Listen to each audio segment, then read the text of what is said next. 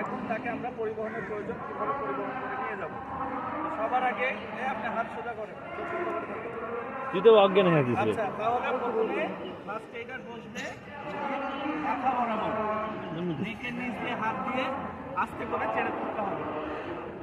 এরপরে এটাকে বলে ফায়ারম্যান লিফটিং। আচ্ছা, এরপরে আমার ডান হাত তার বগলের নিচ দিয়ে বাম হাত ধরবো।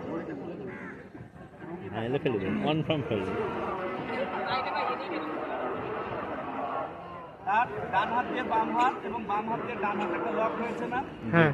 এরপরে আমি একটা পজিশন নিব, এই পজিশন নেওয়া যাবে? তারপরে আচমকা একটা টান। ব্যথা তো পাবেই, ও তো অজ্ঞান হয়েছে, ও তো মরে আছে।